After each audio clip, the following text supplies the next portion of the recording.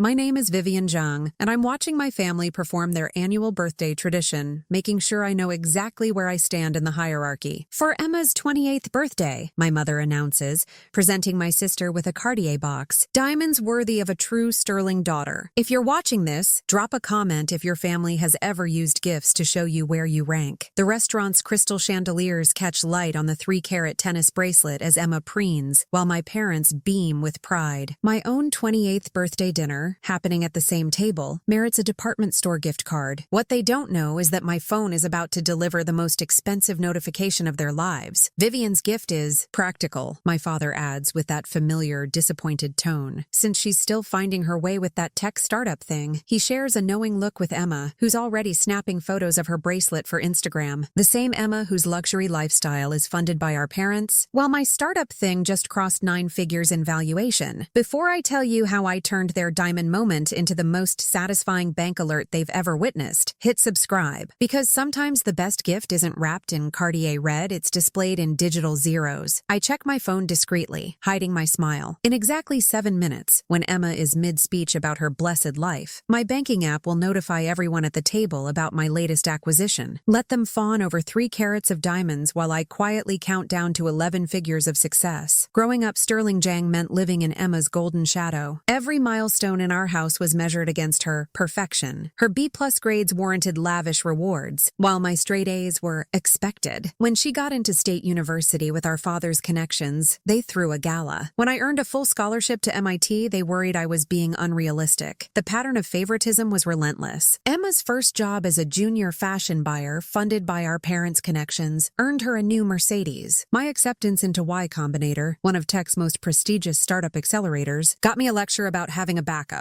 plan. Every family dinner became a showcase of Emma's supposed achievements, while my growing success in tech was dismissed as playing with computers. The sterling name carries expectations, Mother would remind me constantly, emphasizing our father's family legacy. Emma understands this. What they never understood was that while they were funding Emma's designer wardrobe and luxury apartment, I was building something that would redefine success in the digital age. Our parents poured money into Emma's every whim, her failed jewelry line, her abandoned fashion blog, her series of finding herself adventures across Europe, all bankrolled without question. Meanwhile, I lived on ramen in a tiny Silicon Valley apartment, pouring every penny into my company. Only our grandmother, Nai, saw through it. During family dinners, while everyone fawned over Emma's latest shopping haul, she'd squeeze my hand under the table. "Real gold doesn't fear fire," she'd whisper in Mandarin. She was right while they were busy gilding Emma's life. I was forging something unbreakable. While my family was busy celebrating Emma's promotion to senior fashion buyer, I was silently building secure flow technologies into a cybersecurity powerhouse. The same week they threw a party for her Employee of the Month award, I closed a $250 million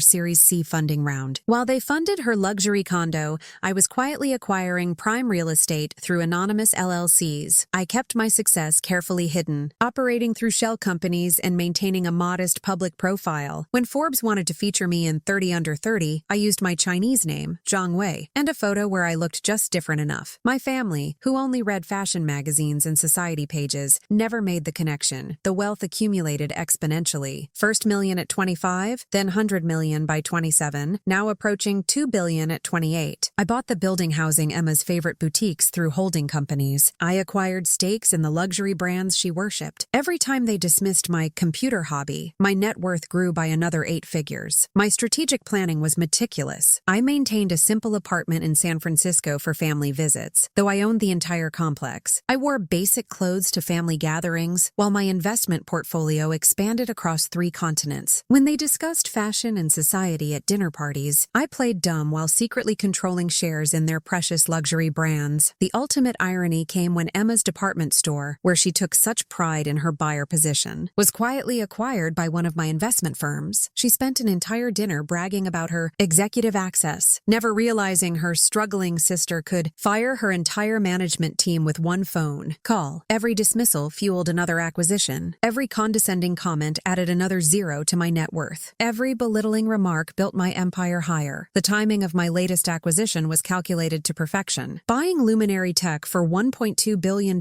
wasn't just a business move, it was the perfect birthday revelation. I worked with my private banker, Sarah Chen, to orchestrate the transfer exactly during our family celebration. The funds will clear at 8:45 p.m., Sarah confirmed. Your banking app will push the notification to all linked devices. Perfect, right? When Emma would be midway through her traditional birthday speech about family success. The amount would display in full, 200,000 enough zeros to choke on their champagne. I had the notification settings adjusted specifically for this moment. Maximum volume, full screen display, and the custom alert tone I'd chosen the same sound as the Cartier boutique's door chime. A small detail, but one that would make Emma's tennis bracelet feel suddenly insignificant. The preparation was meticulous. I arranged for key business publications to hold the acquisition announcement until 8:46 p.m. Within seconds of my bank alert, their phones would flood with headlines about the mysterious CEO Zhang Wei's latest billion-dollar move. The same CEO they'd mocked as playing with computers. My team coordinated everything down to the minute. The press release was ready, social media posts scheduled, and business reporters briefed. The restaurant's Wi-Fi was tested to ensure perfect connectivity. Even the lighting was considered. I'd requested a table where phone screens would be clearly visible to everyone. I checked my watch, 8:15 p.m., 30 minutes, until the alert that would transform their diamond moment into a digital dynasty revelation. Let them coo over Emma's bracelet. Soon they'd learn that while they were buying carrots, I was acquiring companies. I arrived at Le Bernardin exactly on time, watching my family's performance begin. Emma made her entrance in Chanel, perfectly timed to ensure maximum attention. Mother and father beamed at her designer outfit while barely glancing at my simple Brunello Cucinelli dress that cost more than Emma's monthly salary. Gift time, Mother announced,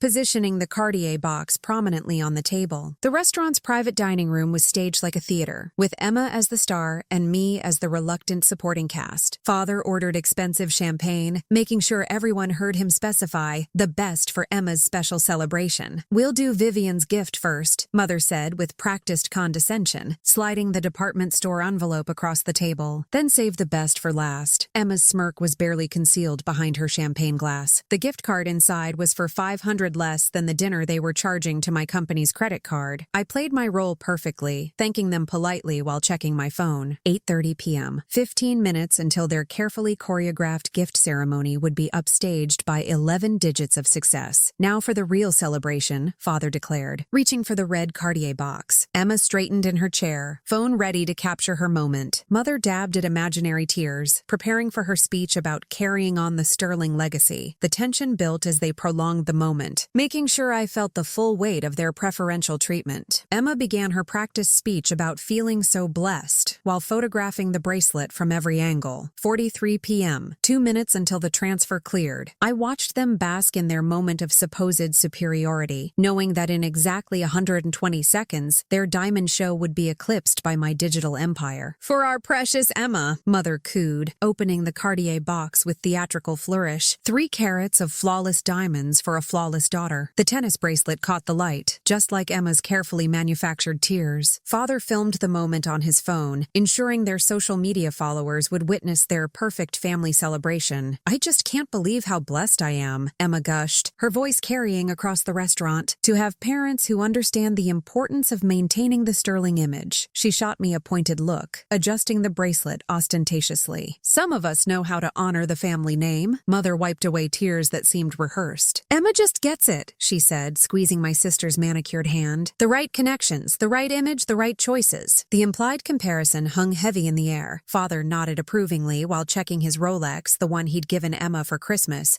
and she'd quietly sold. I maintained perfect composure, sipping my champagne and checking my phone. 8:44 p.m., 30 seconds until the luminary tech transfer cleared. Emma was now standing, preparing to give her annual speech about success and family legacy. In this family, she began, holding up her wrist to ensure everyone saw the diamonds. We understand that appearance is everything. Some of us, another pointed look my way, might never grasp that. 44:45 p.m., 15 seconds. I positioned my phone carefully on the table, screen up, volume maximum. Mother was already tearing up at Emma's speech. Father beamed with pride, the perfect tableau of misplaced priorities about to be shattered by a single notification. I just feel so fortunate, Emma continued, to be the daughter who truly represents. The Cartier door chime sound cut through the restaurant. My phone screen lit up. Transfer complete. What $200,000 luminary tech acquisition flashed across my phone screen, the notification loud and clear. Emma's speech faltered mid-sentence. Father's champagne glass froze halfway to his lips. Mother's perfectly composed face cracked like fine china. What? What is that? Emma stammered, her diamond bracelet suddenly looking very small. The notification stayed prominently displayed, the zeros seeming to multiply in their stunned silence. Oh, just finalizing a business acquisition, I said casually, taking another sip of champagne. You were saying something about representing the family? Their phones started buzzing simultaneously as the press releases hit. Headlines flashed, tech prodigy Zhang Wei acquires luminary in billion-dollar deal. This must be a mistake, Mother whispered, her fingers trembling as she Googled the news. Zhang Wei?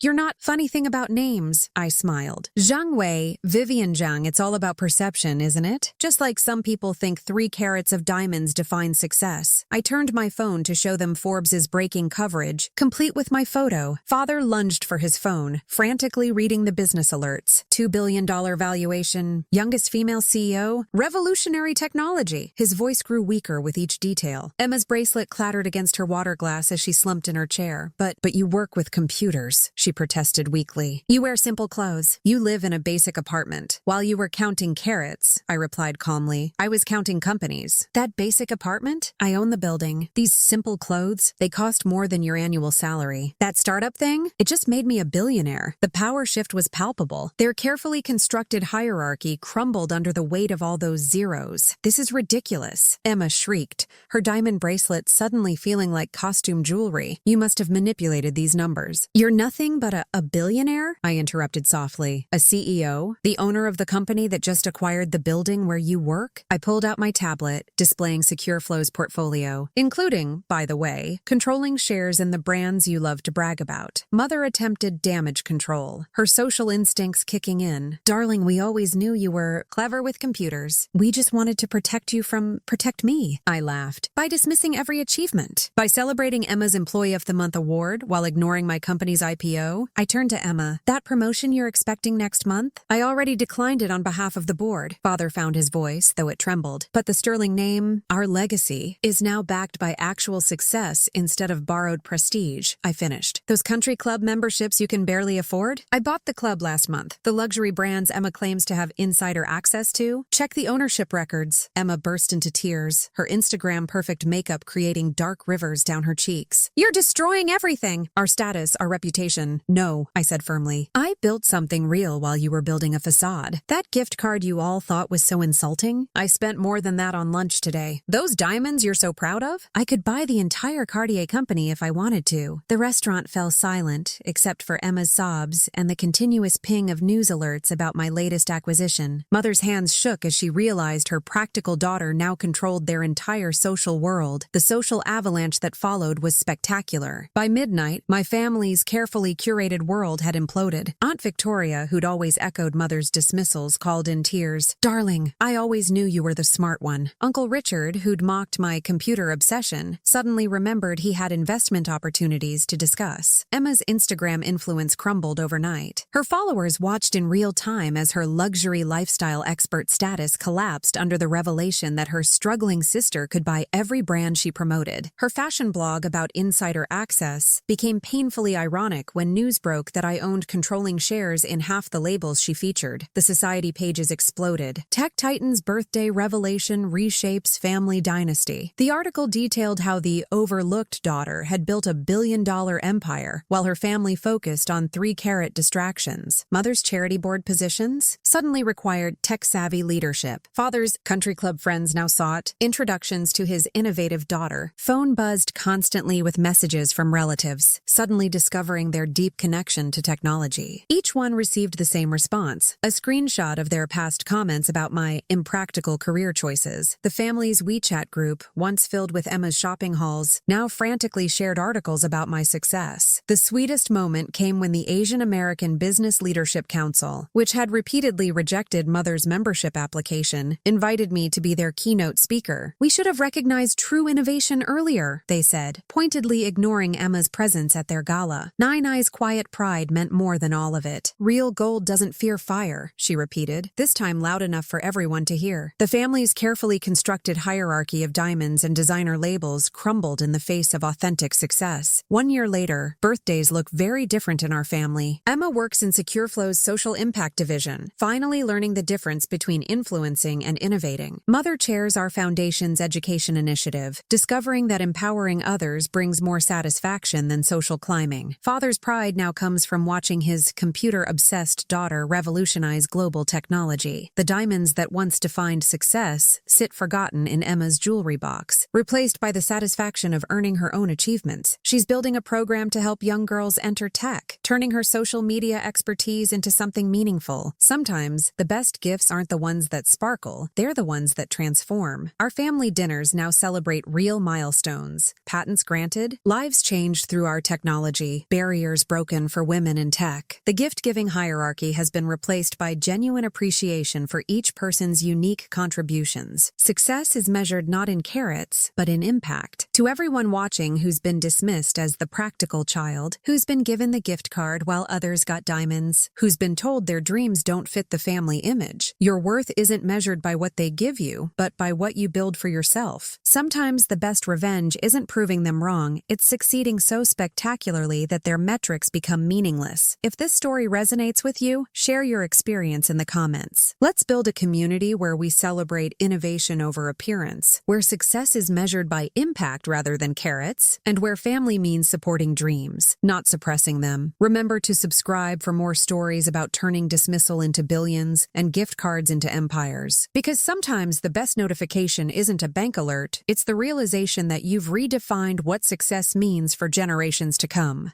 Thanks for listening. Don't forget to subscribe for more powerful revenge stories. And if you've ever faced betrayal or family drama, feel free to share your story in the comments, because your voice matters here.